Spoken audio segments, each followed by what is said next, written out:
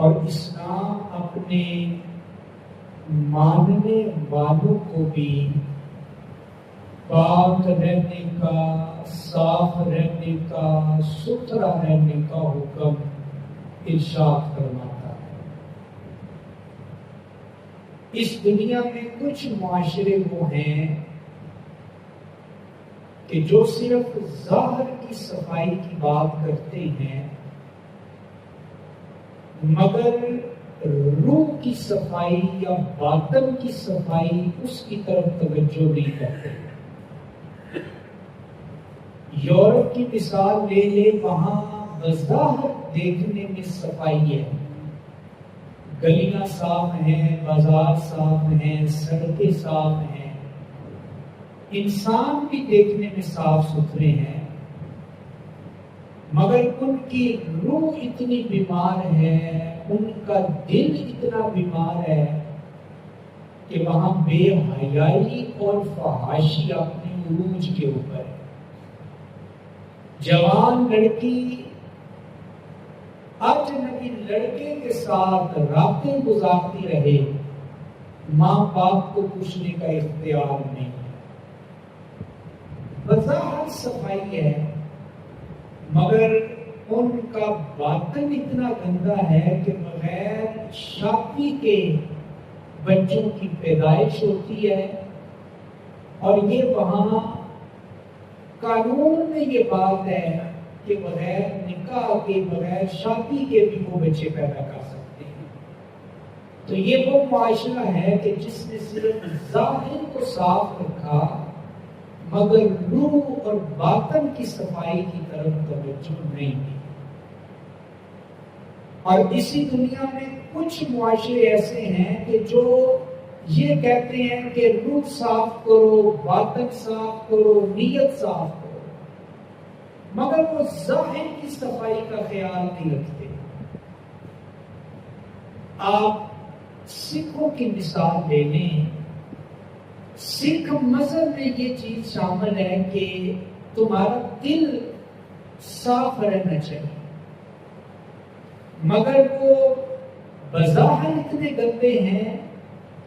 میں پڑھ رہا تھا کہ سکھ مذہب میں مردوں کے لیے اپنے جسم کے بال کاٹنا منع ہے، پورے جسم میں سے کسی حصے کے بال کو صاف نہیں کر سکتے، سر سے لے کے پیروں تک۔ تو دیکھیں، باطن کہتے ہیں صاف رکھو مگر ظاہر کی صفائی کی طرف توجہ نہیں۔ لیکن اللہ تعالیٰ کا جتنا بھی ہم شکر ادا کریں کم ہے کہ اللہ تعالیٰ نے ہمیں حضور کی غلامی والا دین عطا فرمایا، اللہ نے ہمیں مسلمان بنایا، اور اسلام کا حکم یہ ہے اے انسان تیرا ظاہر بھی پاک ہونا چاہیے، تیرا باطن بھی پاک ہونا چاہیے۔ تم نے اپنے جسم کی طہارت کا بھی خیال کرنا ہے، اور تم نے اپنی روح کی طہارت کا بھی خیال کرنا ہے۔ اور اسی چیز کو رب تعالیٰ نے قرآن میں فرمایا، قد افلح من تزکا، فرمایا وہ مسلمان جو اپنا تزکیہ کر لے، جو اپنے آپ کو ستھرا کر لے، جو اپنے آپ کو پاک کر لے، جو اپنے آپ کو طیب کر لے، جو اپنے آپ کو صاف کر لے، فرمایا قد افلح، جو اپنا تزکیہ کر لیتا ہے، اپنی صفائی کا خیال کر لیتا ہے، رب فرما رہا ہے ایسے مسلمان کو میں کامیابی عطا فرماؤں گا، ایسے مسلمان کو میں فلاح عطا فرماتا ہوں، میں نجات عطا فرماتا ہوں ایسے مسلمان کو جو مسلمان اپنا تزکیہ کرتا ہے، اپنی صفائی کا خیال کرتا ہے۔ اور اسلام کے اندر طہارت کی کتنی اہمیت ہے، پاک صاف رہنے کی۔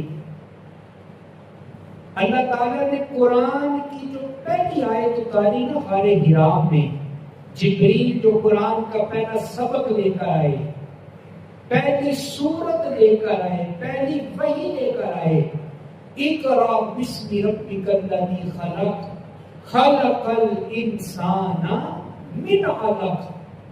تو قرآن کا جو پہلا پیغام ہے، پہلی وحی ہے، وہ علم کے بارے میں ہے، سیکھنے سکھانے کے بارے میں، تعلیم کے بارے میں ہے.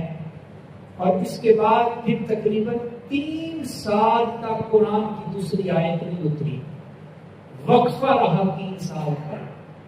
اور 3 سال کے بعد جو اللہ تعالیٰ نے آیت اتاری، اس آیت میں اللہ تعالیٰ نے مسلمانوں کو پاک رہنے کا حکم ارشاد فرمایا یا ایھا المدثر. یہ قرآن کی دوسری وحی ہے جو اللہ نے اتاری، سورہ مدثر. یا ایھا المدثر قم فانذر وربک فکبر وثیابک فطہر. فرمایا اے نبی اٹھیں اور لوگوں کو اللہ سے ڈرائیں، اللہ کی کبریائی بیان کریں، اللہ کی پاکی بیان کریں. اور فرمایا وثیابک فطہر، اے حبیب اپنے کپڑوں کو پاک رکھیں، اپنے لباس کو پاک رکھیں. تو یہ جو لباس کو پاک رکھنے کا حکم ہے، یہ اللہ نے دیا تو نبی پاک کو ہے، مگر یہ حکم اصل میں ہم گنہگار لوگوں کے لیے ہے. تو قرآن کی پہلی وحی تعلیم کے بارے میں ہے، اور قرآن کی دوسری وحی کس کے بارے میں ہے؟ طہارت کے بارے میں، صفائی کے بارے میں. آپ اسی سے اندازہ لگائیں کہ ہمارا دین کتنا صاف ستھرا ہے کہ اللہ نے 3 سال کے بعد جو قرآن کی دوسری وحی نازل کی ہے، اس میں اللہ نے حکم دیا کہ اے مسلمان تم نے اپنے کپڑوں کو پاک رکھنا ہے. ہمارے معاشرے میں حالت یہ ہے کہ جو جتنا گندا مندہ ہوتا ہے ہم اتنا ہی اسے پہنچی ہوئی سرکار کہتے ہیں. یہ جعلی قسم کے ملنگ فقیر لوگ کئی مہینے گزر جاتے ہیں، وہ پانی کی شکل نہیں دیکھتے، لمبی لمبی لٹیں، لمبے لمبے بال، ناخن دیکھو تو ناخنوں کے اندر کلو کلو میل جمی ہوئی ہے، اور سر کے اندر میل ہے، جوئیں پڑی ہوئی ہیں، کپڑے گندے ہیں، جسم گندا ہے، لباس گندا ہے. تو جب ان سے پوچھو کہ یہ کیا عادت بنائی ہوئی ہے، تو کیا کہتے ہیں کہ یہ ہمارے پیر نے کہا ہے. جیسا مرید جاہل ویسا پیر جاہل، جیسا پیر گمراہ ویسا مرید گمراہ. یہ ہمارے سائیں نے کہا ہے، یہ ہمارے بابے نے کہا ہے، یہ ہمارے ملنگ نے کہا ہے. تو یاد رکھیں ہم کسی ملنگ کی، جعلی بابے کی، 2 نمبر پیر کی بات نہیں مانیں گے. ہم بات مانیں گے تو پاک دین لانے والے پاک نبی مدینے والے مصطفیٰ کی بات کو تسلیم کریں گے. ہم اور کسی کی بات کو نہیں مانیں گے، ہم جناب رسول اللہ صلی اللہ علیہ وآلہ وسلم کی بات کو مانیں گے. اور حضور نے کیا فرمایا؟ فرمایا الطہور شطر الایمان. فرمایا کہ یہ جو پاکیزگی ہے یہ ایمان کا حصہ ہے. اور ایک اور حدیث میں فرمایا الطہور نصف الایمان، کہ یہ جو طہارت ہے یہ نصف یعنی آدھا ایمان ہے. مطلب یہ کہ اگر تم اپنی طہارت کا خیال کر لو، اپنی پاکیزگی کا خیال کر لو، تو سمجھ جاؤ اللہ نے تمہارے آدھے دین کو مکمل فرما دیا. آدھا دین اللہ مکمل فرما دیتا ہے. تو حضرات محترم ہم مسلمان ہیں، اور مسلمان گندا مندہ نہیں ہوتا، مسلمان صاف ستھرا ہوتا ہے. آپ کا کیا خیال ہے؟ مسلمان گندا مندہ ہوتا ہے یا صاف ستھرا ہوتا ہے؟ بھائی مسلمان صاف ہوتا ہے، مسلمان گندا مندہ نہیں رہتا. اور جب ہم نے یہ کہا کہ مسلمان صاف ستھرا ہے، تو یاد رکھیں 3 طرح کی طہارتیں ہیں. ایک ہے جسم کی طہارت، دوسرے نمبر کے اوپر ہے لباس کی طہارت، اور تیسرے نمبر کے اوپر آپ جس جگہ پہ رہ رہے ہیں اس جگہ کی طہارت. کتنی طہارتیں میں نے بیان کی؟ 3 طہارتیں بیان کی. ایک ہے جسم کی صفائی، دوسرا کپڑوں کی صفائی، اور تیسرا ماحول کی صفائی. اب ان تینوں کے اوپر میں چند ایک مسائل آپ کی خدمت میں عرض کرتا ہوں. سب سے پہلے ہے جسم کی طہارت. ہم مسلمان ہیں اور ہمارے بچوں کو بچپن میں ہم یہ بات سکھا دیتے ہیں کہ قرآن پاک پڑھنے کے لیے بھی وضو کرنا ضروری ہے، اور 5 وقت کی نماز ادا کرنے کے لیے بھی وضو کرنا ضروری ہے. تو ایک تو ہے عبادت کے لیے وضو کرنا، اور اس سے اگلا درجہ مومن کا یہ ہے باوضو رہنے کی کوشش کرنا.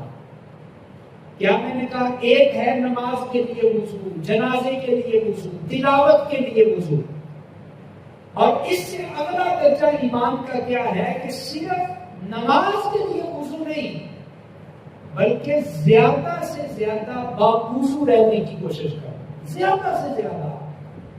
اور وہ مسلمان جو باوضو رہنے کی کوشش کرتا ہے، صرف 2 حدیثیں سنیں، آپ کا ایمان بھی تازہ ہوگا اور انشاءاللہ باوضو رہنے کی آپ نیت بھی کر دیں گے.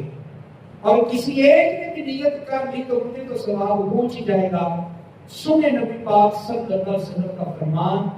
حضور فرماتے ہیں باوضو رہنے کی کوشش کرو اور سونے سے پہلے بھی وضو کر لیا کرو، اس لیے کہ جو وضو کر کے سوتا ہے ساری رات اللہ اسے عبادت کرنے کا ثواب عطا فرما دیتا ہے. آپ وضو کر کے سوئے ہیں، خراٹے لے رہے ہیں، آپ نیند کے مزے لے رہے ہیں، لیکن وضو اللہ کو کتنا پسند ہے. فرمایا جو وضو کر کے سوتا ہے یہ سو رہا ہے، اللہ اسے عبادت کرنے کا اجر عطا فرما. دوسری حدیث سنیں، وہ اس سے بھی زیادہ ایمان تازہ کرنے والی ہے. میرے مصطفیٰ کریم سب پڑھے صلی اللہ علیہ وآلہ وسلم نے فرمایا، حضور نے فرمایا باوضو رہو، باوضو رہنے کی نیت کرو، باوضو رہنے کی کوشش کرو. فرمایا جو باوضو رہتا ہے جب وہ مرتا ہے تو اللہ اسے شہادت کی موت کا درجہ عطا فرما دیتا ہے. باوضو رہنے والے کو اللہ شہید والی موت کا رتبہ عطا فرماتا ہے. تو اس لیے جسم کی طہارت کے اندر ایک بات میں نے آپ کو عرض کی، باوضو رہنے کی کوشش کرنا. اور خاص طور پہ جو 50-60 سے اوپر جا چکے ہیں نا میرے محترم بزرگ، آپ وہ تو نیت کر لیں کیونکہ پیچھے بچا کچھ نہیں ہے، وہ کوشش کریں زیادہ سے زیادہ باوضو رہنے کی. اور اس کے بعد ہے غسل کرنا. غسل جب لازم ہو جائے، جسم ناپاک ہے، جنابت ہے، غسل ضروری ہے، تو یاد رکھیں ہمارے علماء نے کہا جب تمہیں غسل کی ضرورت پڑے نا تو سستی نہ کرو، انتظار نہ کرو. رات 11 بجے 12 بجے غسل لازم ہوا ہے، فجر ہونے کا انتظار نہ کرو، اسی وقت تو غسل کرو، اسی وقت تو غسل کرو. اور فرمایا اس کی حکمت یہ ہے اگر تم نے غسل نہ کیا، ناپاکی کی حالت میں سوتے رہے اور اسی ناپاکی کی حالت میں تمہاری موت کا وقت آ گیا اور ملک الموت تمہاری روح نکالنے کے لیے آیا اور تم گندے بندے پڑے ہو، تم ناپاک جسم کے ساتھ پڑے ہو، تو پھر سمجھو اگر جسم گندا ہوگا تو پھر موت آسان نہیں، موت مشکل آ سکتی ہے. اور اعلیٰ حضرت فاضل بریلوی آپ نے اپنے گھر والوں کو وصیت کی تھی جب میرا آخری وقت آئے تو مجھے بہترین طریقے سے غسل دینا اور مجھے بہترین طریقے سے کفن پہنانا اور میرے کفن میں بہترین قسم کی خوشبو لگانا۔ گھر والوں نے کہا یہ کیا وصیت کر رہے ہیں؟ فرمایا اس لیے قبر میں جاؤں گا تو جناب مصطفیٰ کریم صلی اللہ علیہ وسلم کی زیارت ہوگی، حضور کا دیدار ہوگا، تو احمد رضا نے ساری زندگی طہارت میں گزاری ہے، ساری زندگی پاکی میں گزاری ہے۔ میں چاہتا یہ ہوں کہ جب قبر میں رسول اللہ کا دیدار ہو، احمد رضا کا جسم بھی پاک ہونا چاہیے، احمد رضا کا کفن بھی پاک ہونا چاہیے۔ تو اس لیے حضرات محترم جب غسل لازم ہو جائے تو صبح ہونے کا انتظار نہیں کرنا، جلدی سے جلدی غسل کرنے کی کوشش کرنی ہے۔ اور پھر اس سے اگلی بات یاد رکھیں، میں آپ کے سامنے بیان کر رہا ہوں جسم کی طہارت۔ اب جسم کی طہارت کے اندر زیر بغل بال بھی آتے ہیں، زیر ناف بال بھی آتے ہیں۔ یہ کب کاٹنے چاہیے؟ علماء نے کہا ہر جمعے کے دن بالوں کی صفائی کا اہتمام کرو، ہر جمعے کے دن۔ اور اگر جمعے کے دن تمہیں وقت نہ ملے تو پھر ہر 15 دن کے بعد تو لازمی بال کاٹ لو۔ اور اگر 15 دنوں بعد بھی تمہیں ٹائم نہیں گزرا، مہینہ گزر گیا، 40 دن گزر گئے، تو فرمایا اب تم گناہگار ہونا شروع ہو گئے ہو، اب یہ بات اللہ کو پسند نہیں۔ 40 دن تم نے اس گندگی کے ساتھ گزار دیے، تم نے بالوں کی صفائی کا خیال ہی نہیں کیا۔ تو ہر جمعے یا ہر 15 دن کے بعد جسم کے زائد بالوں کی صفائی لازمی کر لینی چاہیے۔ اور پھر مسواک کرنا، منہ کی صفائی کا خیال کرنا، یہ بڑا ضروری ہے۔ اور مسواک کرنے کا فائدہ کتنا ہے؟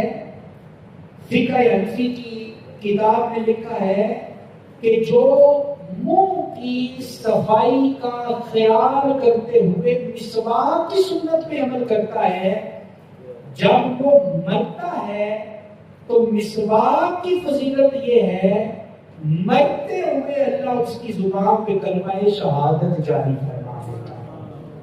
تو یہ جسم کی طہارت ہے۔ بلکہ جسم کی طہارت کے بارے میں تو ایک حدیث آپ سن لیں تو یہ سارے مسئلے اسی ایک حدیث میں آ جائیں گے۔ حضور نے ارشاد فرمایا 10 چیزوں کا تعلق انسان کی فطرت کے ساتھ ہے، اور یہ 10 چیزیں وہ ہیں کہ جو اللہ تعالیٰ نے ہر پیغمبر کو عطا فرمائی ہیں، ہر نبی کو اللہ نے عطا فرمائی ہیں۔ 10 چیزوں کی طہارت۔ اب وہ 10 چیزیں کون سی ہیں؟ میں آپ کی توجہ چاہوں گا۔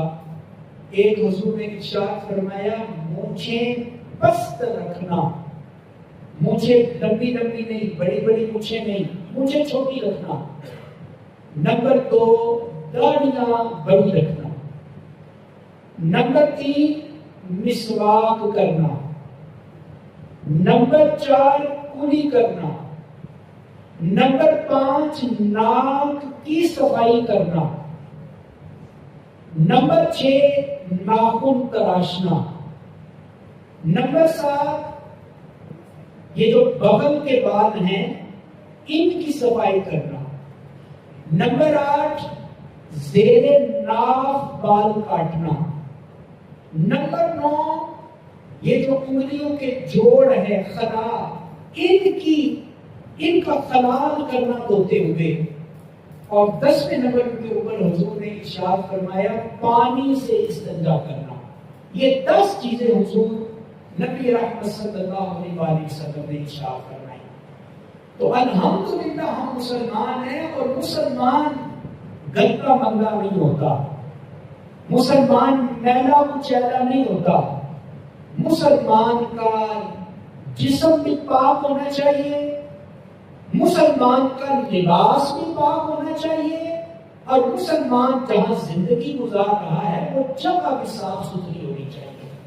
تو جو پہلا درجہ ہے صفائی کا، جسم کی طہارت، بدن کی طہارت، اس کے کچھ مسئلے میں نے آپ کی خدمت میں عرض کیے۔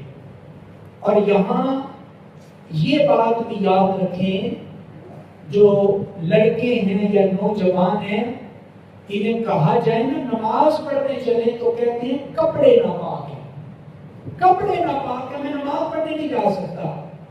اب کپڑے کیسے ناپاک ہو سکتے ہیں؟ اس کی ایک ہی صورت ہے کہ یہ جب واش روم کے لیے جاتے ہیں تو استنجا نہیں کرتے ہیں ٹھیک طریقے سے، یا ایسے بھی لڑکے ہیں یا نوجوان یا ایسے بزرگ بھی کہ جن کی بچپن سے عادت بنی ہے اور جو نمازی بھی نہیں ہے، جہاں رفع حاجت کی ضرورت پڑی کسی گلی کی نکڑ پہ بیٹھ گئے، کسی جگہ خالی جگہ دیکھی تو وہیں بیٹھ کے پیشاب کرنا شروع کر دیا، تو ظاہر ہے اس سے کیا ہوگا؟ پیشاب کی چھینکوں سے آپ کے پاؤں بھی گندے ہو جائیں گے، آپ کی شلوار بھی ناپاک ہو جائے گی، آپ کا جسم بھی ناپاک ہو جائے گا۔ اور پیشاب کے قطرے کتنے خطرناک ہیں! میرے نبی پاک صلی اللہ علیہ وسلم نے فرمایا تنزہوا من البول فإن عامة عذاب القبر منہ۔ حضور نے فرمایا پیشاب کے چھینکوں سے بچا کرو۔ یہ جو پینٹ شرٹ پہننے والے ہیں نا، کھڑے ہو کے پیشاب شروع ہو جاتے ہیں، لڑکے نوجوان، وہ سنیں گے مسئلہ۔ حضور نے فرمایا پیشاب کی چھینکوں سے بچو۔ کیوں بچو؟ وجہ بھی حضور نے بیان فرمائی، فرمایا اللہ قبر میں پیشاب کی چھینکوں کی وجہ سے لوگوں کو اللہ عذاب دے گا قبر میں۔ تو یہ جو پیشاب کے قطرے ہیں، ان سے کب بچا جا سکتا ہے کہ جب صحیح طریقے سے استنجا کیا جائے۔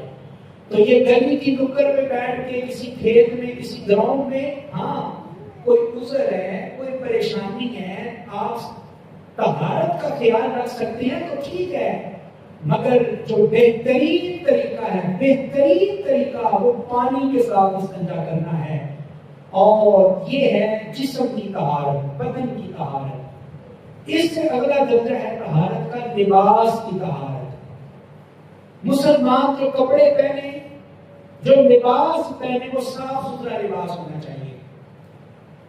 یہ ضروری نہیں کہ آپ نے 10,000 کا سوٹ پہننا ہے، یہ ضروری نہیں کہ کسی اچھے برانڈ کا کپڑا آپ نے پہننا ہے، بس ضروری یہ ہے کہ لباس آپ کے صدر کو ڈھانپنے والا ہو، آپ کی شرمگاہ کو ڈھانپنے والا ہو۔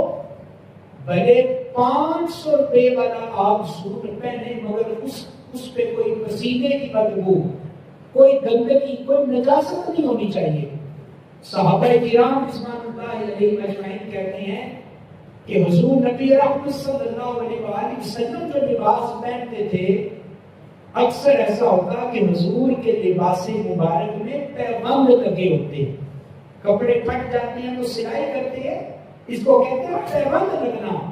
حضور جو لباس پہنتے ہیں ان میں پیوند لگے ہوتے، مگر صحابہ کہتے ہیں ہم نے حضور کے لباس کے اوپر کبھی کوئی داغ دھبا نہیں دیکھا۔ جس طرح حضور خود ستھرے تھے، اسی طرح حضور صاف ستھرا لباس پہنا کرتے تھے۔ جس طرح حضور خود پاکیزہ تھے، حضور پاکیزہ لباس پہنا کرتے تھے۔ تو یاد رکھیں مسلمان کا لباس صاف ستھرا ہوتا ہے۔ ایک شخص حضور کی خدمت میں آیا تو حضور نے کیا دیکھا؟ اس کے بال بکھرے ہوئے ہیں اور اس کے کپڑے میلے کچالے ہیں۔ تو حضور نے پوچھا یہ کیا حالت بنائی ہے تم نے؟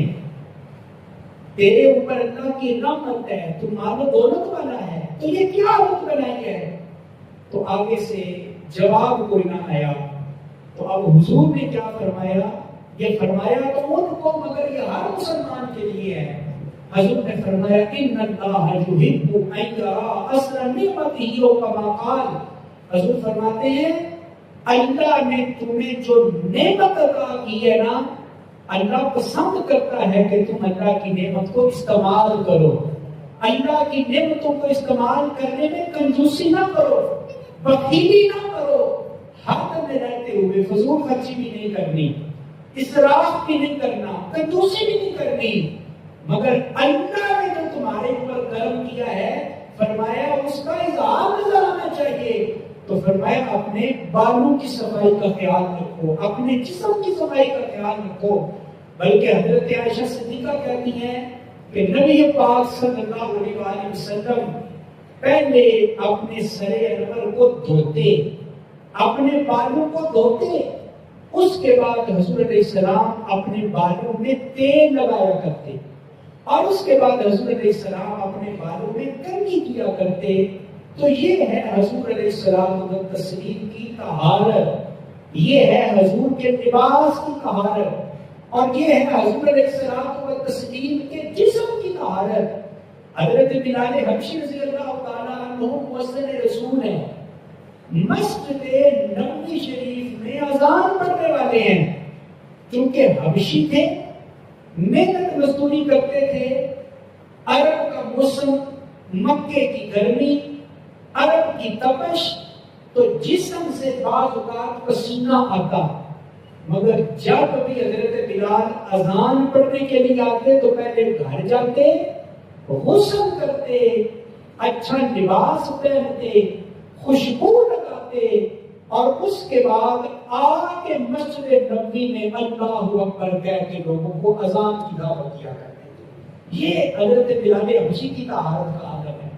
اور حضور علیہ السلام و تسلیم لباس کی طہارت میں خوشبو لگانے کو پسند فرماتے تھے، اور یہ مسئلہ بھی یاد رکھیں، حضور خوشبو کے محتاج نہیں تھے، حضور کستوری لگانے کے محتاج نہیں تھے۔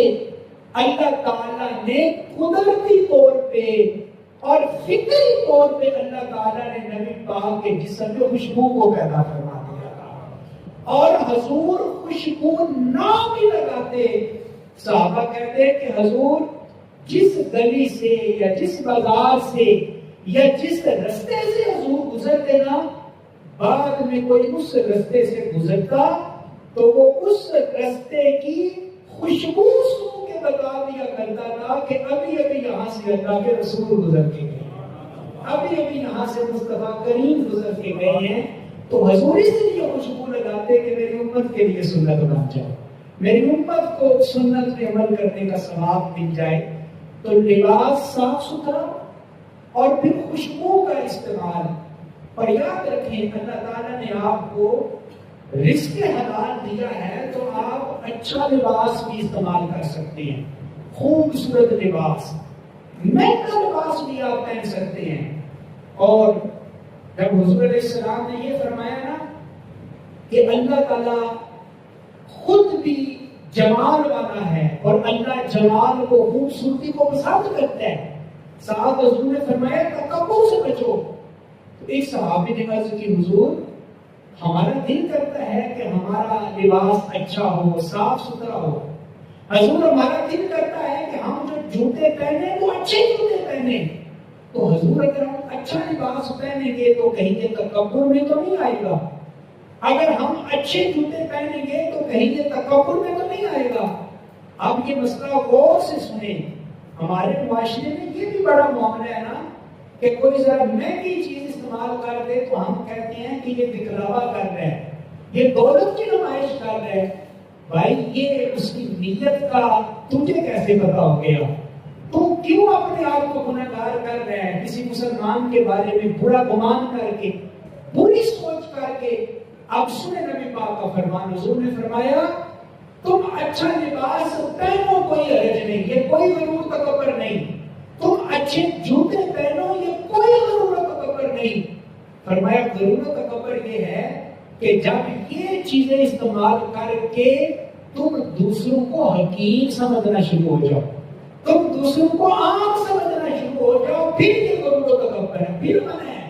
اور اگر آپ اچھی چیزیں استعمال کر کے آپ کے دل میں کوئی غرور نہیں آتا، آپ دوسرے مسلمانوں کو کم تر نہیں سمجھتے، حقیر نہیں سمجھتے، تو بھائی اللہ نے آپ کے اوپر کشادگی کی ہے، اللہ نے آپ کو مال و دولت دیا ہے، تو فضول خرچی سے بچتے ہوئے میانہ روی کے اندر آپ رب کی جو نعمت چاہے آپ اس کا استعمال کر سکتے ہیں. تو بدن کی طہارت بھی ضروری ہے, لباس کی طہارت بھی ضروری ہے, اور اس کے بعد آخری نمبر کے اوپر ہے بندہ جہاں رہ رہا ہے وہاں کی طہارت. مسلمان کا گھر صاف ستھرا ہو, مسلمان جو چیزیں استعمال کرتا ہے, اس کی دکان, اس کا کارخانہ, اس کا آنا جانا, وہ جس گلی سے گزرتا ہے, جس رستے سے گزرتا ہے, وہ صاف ستھری ہونی چاہیے. اور دیکھیے ہمارے دین نے کتنی سہولت ہمیں عطا کی ہے. حضور نبی اکرم صلی اللہ علیہ وسلم نے ارشاد فرمایا, رستے سے گزرتے ہوئے اگر تمہیں کوئی کانٹا نظر آ جائے, کوئی تکلیف دینے والی چیز نظر آ جائے, فرمایا اس کانٹے کو, اس پتھر کو ہٹا دو. ثواب کیا ملے گا؟ فرمایا جس نے مسلمانوں کے لیے دنیا کا رستہ صاف کیا, اللہ اس مسلمان کے لیے جنت کا رستہ صاف فرما دے گا. اللہ اس کے لیے جنت میں جانے والا رستہ اللہ اس کے لیے کشادہ فرما دے گا. تو یہ دین ہے, یہ دین کا حسن ہے, یہ دین کی خوبصورتی ہے. حضور نے ارشاد فرمایا دو جگہوں پہ پیشاب کرنے سے بچو, اس سے اذیت ہوتی ہے, اس سے تکلیف ہوتی ہے. حضور کون سی؟ فرمایا ایک کسی درخت کے سائے میں تم نے پیشاب نہیں کرنا, کسی درخت کے سائے میں پیشاب کرنے سے روکنا ہے. اور یہ بات ثابت ہوئی ہے کہ درخت کے جو سائے ہوتے ہیں وہاں جنات کا بسیرا ہوتا ہے, اور بعض اوقات اگر پیشاب کریں تو پھر جنات کی طرف سے کوئی تکلیف پہنچ سکتی ہے. اور حضور نے پہلے ہی منع کر دیا کہ درخت کے سائے میں پیشاب کرنے سے بچو. دوسرا حضور نے فرمایا جو مسلمانوں کا رستہ ہے, جس رستے سے مسلمان گزرتے ہیں, آتے ہیں, جاتے ہیں, آمد و رفت ہوتی ہے, فرمایا اس جگہ بھی پیشاب کرنے سے بچو, اس سے دوسرے لوگوں کو اذیت ہوتی ہے, اس سے دوسرے لوگوں کو تکلیف ہوتی ہے. اسی لیے حضور نے فرمایا کہ مسجد میں آؤ تو منہ صاف کر کے آؤ, کولی کر کے آؤ. خاص طور پہ حضور نے ذکر کیا کچا پیاز کھا کے اگر آنا ہے, یا لہسن یعنی تھوم کھا کے آنا ہے, مولی, کچی مولی کھا کے آنی ہے, تو یہ تین چیزیں اگر کچی استعمال کی جائے تو منہ سے بدبو آتی ہے. تو فرمایا اگر تم نے پیاز اور لہسن کھایا ہے تو اچھی طرح منہ صاف کر کے آؤ.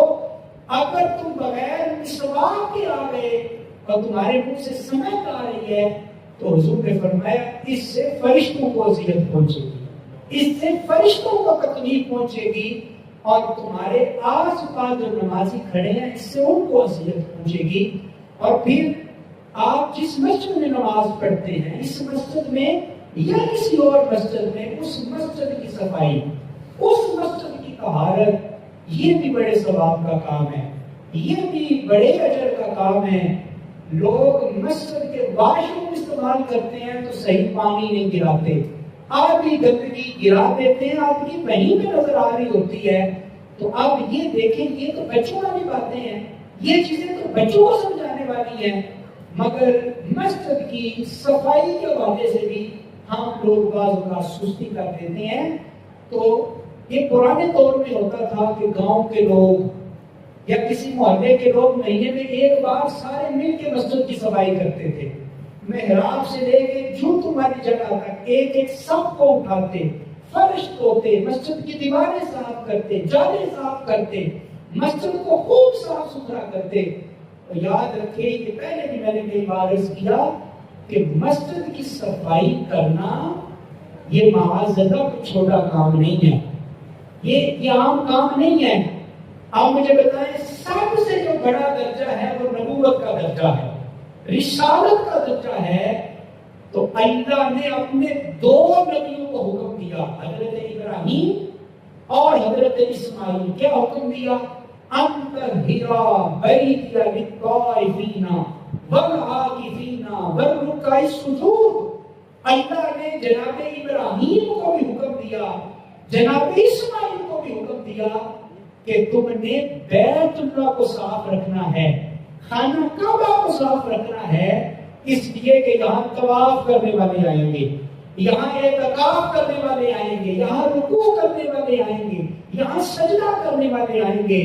اور آخری بات سنیں، حضور نے فرمایا اللہ نے مجھے میری امت کے اعمال دکھائے، اور حضور نے ان میں سے دو عملوں کا ذکر کیا، ایک گناہ والا ایک ثواب والا۔ فرمایا اللہ نے مجھے میری امت کے ان گناہوں کو مجھے دکھایا، وہ لوگ جنہوں نے قرآن پڑھا، قرآن یاد کیا، پھر قرآن کو بھلا دیا۔ کتنا گناہ ہے، حضور نے فرمایا اللہ نے مجھے وہ دکھایا، اور فرمایا پھر اللہ نے مجھے ایک تنکے کی نیکی بھی بتائی، ایک تنکا، اس کی نیکی۔ حضور اس کا کیا مطلب؟ فرمایا میرے ایک امتی نے مسجد میں گرے ہوئے تنکے کو اٹھا کر باہر پھینکا تھا، اپنے گھر کو صاف کرنے کا عمل اللہ کو اتنا پسند آیا، ایک تنکا اٹھایا ہے، اس کے بدلے اللہ نے مسلمان کے لیے جنت میں اعلیٰ درجے کا گھر تعمیر کرنے کا حکم عطا فرمایا۔ تنکا اٹھانے سے جنت میں گھر بن جاتا ہے۔ تو اس لیے حضرات یہ طہارت صفائی یہ ہمارے دین کی بنیاد ہے، یہ ہمارے دین کی پہچان ہے۔ اللہ رب العزت ہمیں خود بھی اور اپنے بچوں کو بھی پاک صاف رہنے اور رکھنے کی توفیق عطا فرمائے، آمین۔ وما علینا الا البلاغ۔